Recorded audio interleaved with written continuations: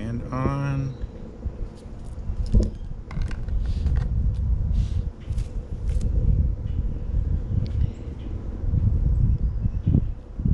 So what field marks do we see? Well, size, it's about the size of a sparrow, coincidentally enough. It's got a thick triangular beak, like a sparrow. It's got a lot of streaks on it, brown and black, and a little bit of tan, like a sparrow. You're getting the hint? This is a sparrow.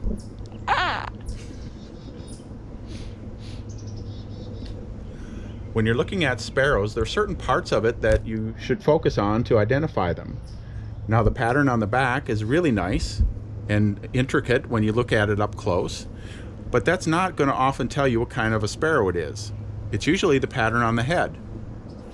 And this sparrow has a pale stripe down the middle of its crown with dark on either side, usually blackish. It has a yellowish patch right at the base of its beak and between its beak and its eye. Now, sometimes this is brighter. Sometimes these birds have a bright black and white crown and a brilliant yellow spot there. And some of them don't. This bird is called a white-throated sparrow because it has a white throat outlined in black. And on this one, the throat is whitish. It's not bright white. So this is a duller bird, but it's not necessarily a female white-throated sparrow.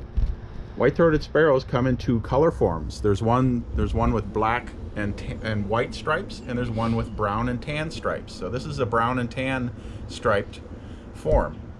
And we're still trying to understand what's going on with this because they seem to separate themselves a little bit, but the black striped ones and the brown striped ones do breed with each other, but they don't create intermediate ones. So there's something interesting going on with the genetics of white-throated sparrows.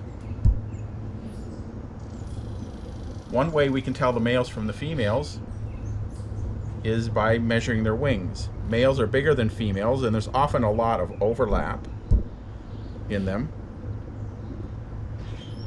This one looks like it's in its second calendar year because it's got pointy feathers on its wing here and on its tail. But its wing is 66 millimeters long, which makes it a female.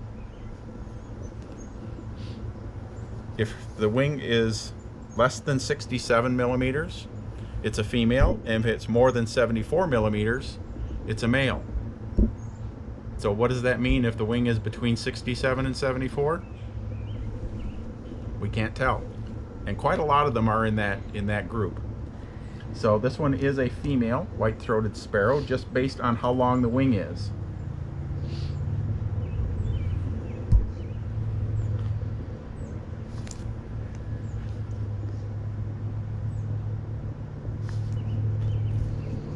Put that in the wrong spot.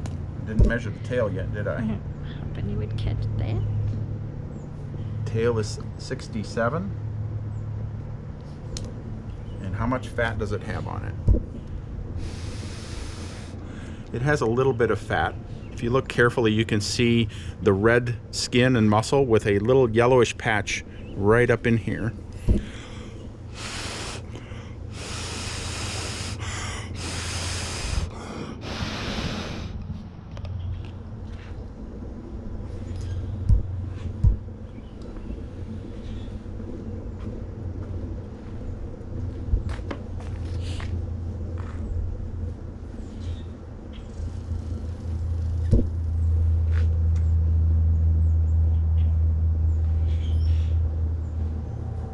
Weight is 27.2 grams.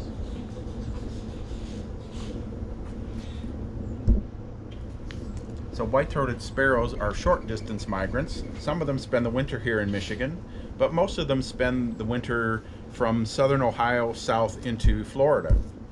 And then they nest from mid-Michigan north up into Canada. And they have a very beautiful call, very beautiful song.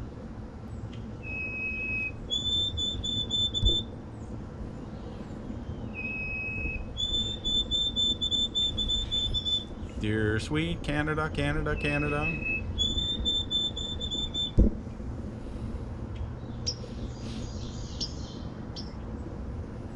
So it's very helpful to learn the songs of this one too. And about 2 weeks ago, these were all over the place. So their peak of migration is in late April, and they start tapering off in early May. So most of them are at their breeding grounds right now. So it's not surprising that we have a female.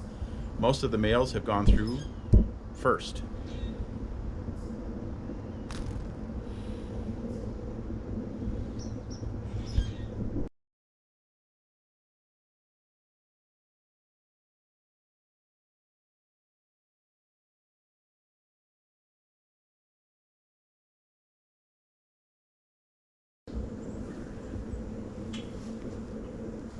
Put the band on.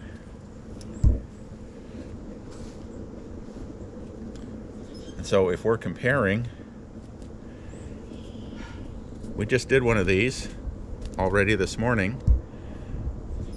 It's a sparrow-sized bird with a sparrow beak and brown stripes on the back, so it's a sparrow.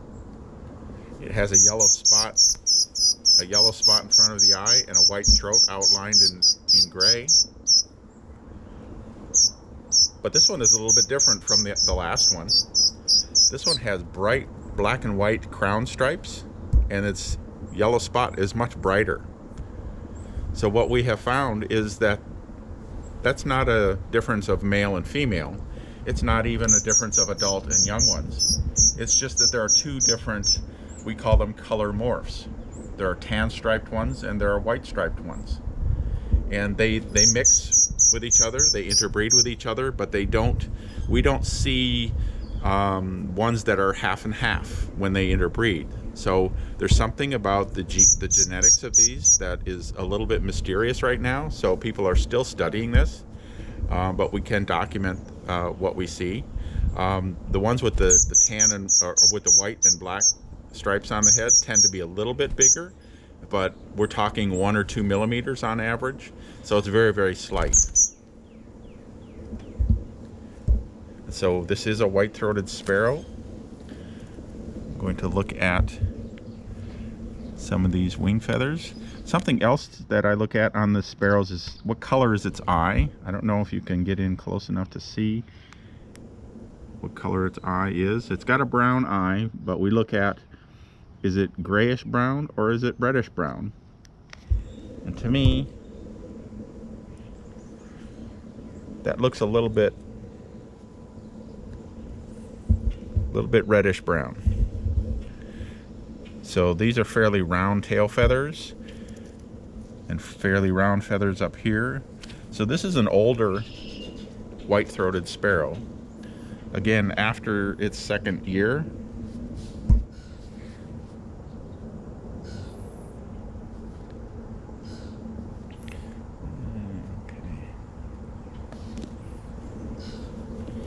And some of these white-throated sparrows, we can tell if they're males or females by their wing length. And this one has a wing length of 71.5. So any wing length less than 67 is female, and any wing length more than 74 is male. So this one is in the middle. So we have to put unknown. And the tail measurement is less useful for these things, but we take the same measurements on all the birds. Looks like it's 73 on the tail. And do we have any body fat?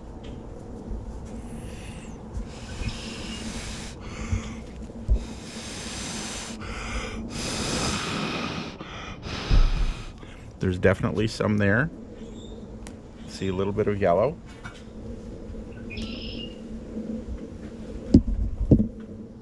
So I have to zero the scale. There's a 0 button here to make sure that the weight of the bag is taken off.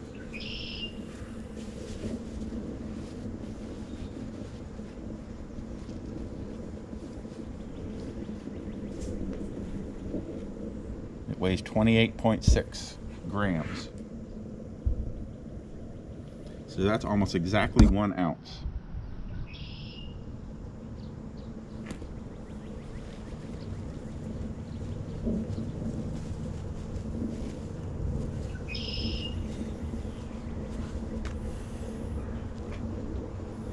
So if you guys eat quarter pounders with cheese, like I do at McDonald's,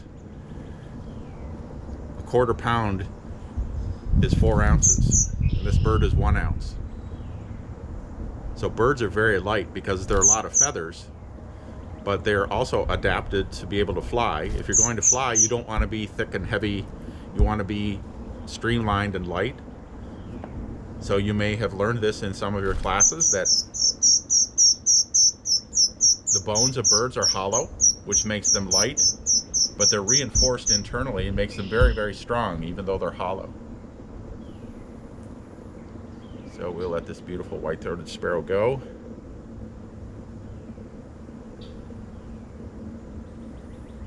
You can go now.